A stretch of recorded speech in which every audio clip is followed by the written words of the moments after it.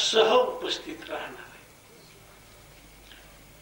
पत्रिका आणि आमच्यात तो आतापर्यंत कार्यक्रम होता आणि ते ज्या ज्या मातृपितृ भक्त असलेल्या मुलांना आणि आई बापाला भेटले आणि कुठेतरी हा मातृपितृ भक्तीचा विसर पडत चाललेला आहे जगाला. माता पित्याविषयीची अत्यंत अनास्था निर्माण होऊ लागलेली आहे आणि आजची पिढी आपल्या आई बापाची जेवढी अवहेलना करील अथवा उपेक्षा करील, मला वाटतं उद्याची पिढी कोणाची अवहेलना करील. मग उद्याची पिढी कोणाची नंबर कोणाचा आहे? मग आपलाच नंबर. आई बापाच्या बाबतीमध्ये बापाला थेट घराच्या बाहेर बाजूच्या कुटीमध्ये किंवा त्या झोपडीमध्ये ठेवून अशी घंटीची व्यवस्था केली होती. त्यांना पाणी, तहान, भूक लागली तर घंटी बांधली घरात आणि दोर बांधला लांब असं. भूक लागली तर त्यांनी ती दोर ओढायचा. मग ती घंटी वाजली की त्यांच्याजवळ कोणीतरी यायचं घरात. बाबा काय पाहिजे? त्या बाबा भाकर पाहिजे, जेवण पाहिजे, पाणी पाहिजे. परिस्थिती अशी होता होता अनस्थेची झाली की एक दिवस ते मेलं ना म्हणतात. मुलगा नोकरीवर मोठ्या हुद्द्यावर गेला होता परगावी, पण म्हाताऱ्याचे ते पूर्ण 12 तास झाले, आणखी 24 तास झाले, घंटी काही पुन्हा वाजली ना.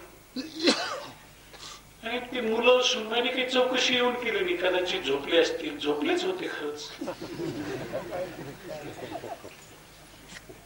बाहेरून ते आले, तुला काय ते म्हणले, कालपासून ते घंटी वाजवलीच नाही बाबांनी. म्हणून तो मुलगा धावत पळत गेला, त्यांचा मुलगा. पाहतो तो वडील गेले की ती मगाशी आरामी म्हटल्याबरोबर व्यवस्था लावली.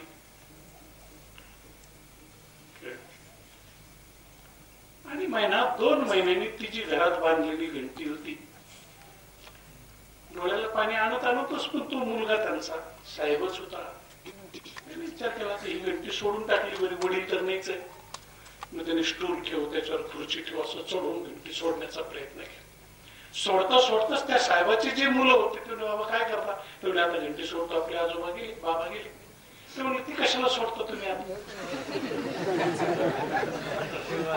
आता सोडायची, पुन्हा बांधायची, आम्हाला पुन्हा ती बांधावच लागणार आहे. बाबा का तशीच. मग साहेबाच्या लक्षात आलं की आपण आई वडिलांचं जर असं केलं तर आपणही उद्याचे आई वडीलच आहोत. आणि म्हणून हा मातृपितृ भक्तीचा आदर्श, त्याला उजाळा देण्याचा आपल्याला प्रयत्न करायचा. आणि वारकरी संप्रदाय, भागवत संप्रदाय याच्यामध्ये आई वडिलाची सेवा हा त्याचा खऱ्या अर्थाने स्थायी भाव आहे. आपण सगळीच सांप्रदायिक मंडळी हे मूल्य विसरत चालले. उलट आपण या कडव्यावर जोर देतो, नावडे जनधन माता पिता, विषय तो त्यांचा झाला. भक्ताची ती एक विशिष्ट अवस्था, सर्वांना ती लागू नाहीये. उलट पुंडलिकाने केलेली आई वडिलाची भक्ती पाहूनच भगवान पंढरपूरला येऊन उभे राहिले. मुख्य पुंडलिकाचा भाग आहे. तेव्हा प्रत्येक सप्ताहामध्ये मातृपितृ पूजनाचा कार्यक्रम घडला पाहिजे. आयुष्यभर मुलाकडनं शिव्या दिल्या जावं, कुणी उपेक्षा करो, कुणी अवहेलना करो, कुणी एकदा तरी पूजा होते. आणि ही मातृपितृ पूजा म्हणजे सकळ तीर्थाची धुळे जिये का माता पितर ती सेवेशी किर शरीरे लोन कीजे.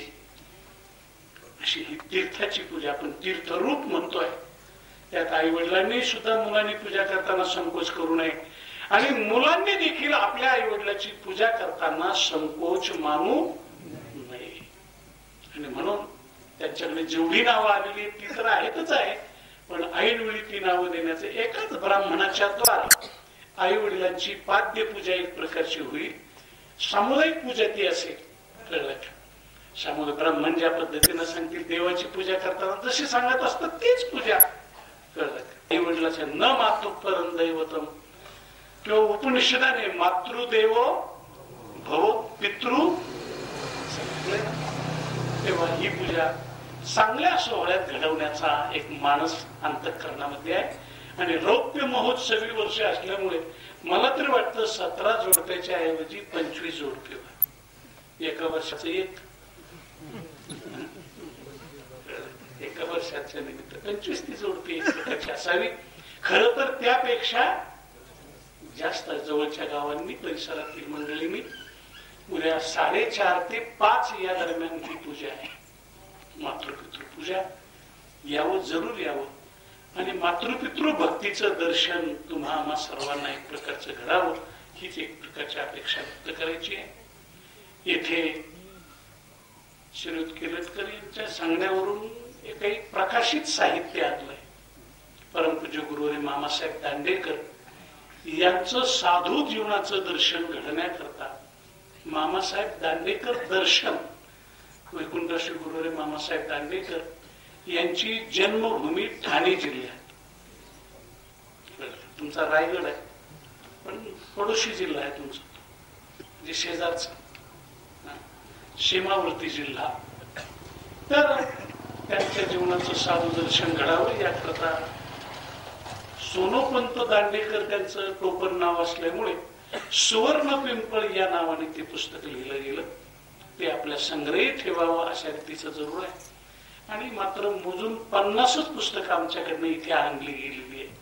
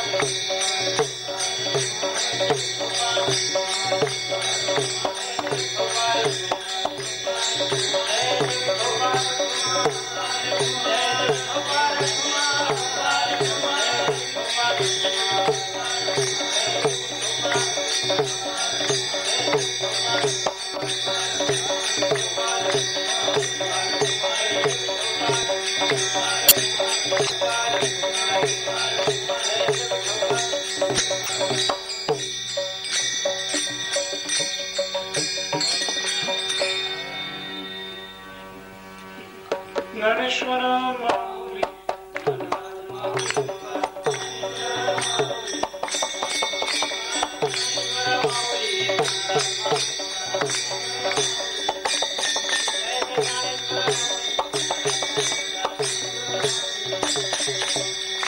तुका म्हणे जाते सनकाधिक ध्यात ते आमचे कुळदैवत पांडुरंग ते हे समचरण साजरे विटेवरी पहा भीमातिरी विठ्ठल रूप.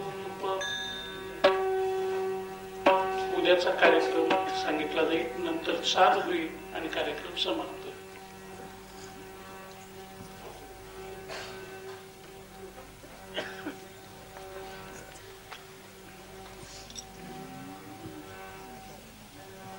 एक 2 मिनिटं राहणार आहे. आजची सेवा गुरुवारी हरिभक्त पारायण जगन्नाथ महाराज पवार बरोबर अण्णा आपल्याकडे आता 2 उद्यापर्यंत आपल्या ताब्यातच आहेत. त्यामुळं उद्याचा देखील आपल्याला आनंद मिळणार आहे. आणि उद्याचे जे महत्वाचे कार्यक्रम आहेत ते आता अण्णाने सांगितले आहेत. त्याच्यामध्ये आपल्याकडे मातृपितृ सेवा हा जो उपक्रम आपण राबवणार आहोत, त्याच्यामध्ये आपल्याकडे एकूण 17 नावं आले. फार सुंदर प्रकारे असं केलं जाणार आहे. सामुदायिक ती पूजा होणार आहे. आई वडिलांची सेवा करण्याकरता आपापली मुलं आपापलं साहित्य जे आहे ते साहित्य घेऊन येणार आहेत. जे आपण पूजेला साहित्य वापरतो तेच साहित्य प्रत्येकाने आणायचं आहे. थोडक्यात मी वाचून दाखवतो म्हणजे आपण ते लक्षात ठेवा. हळद, कुंकू, अक्षता, फुलं, बेल, तुळस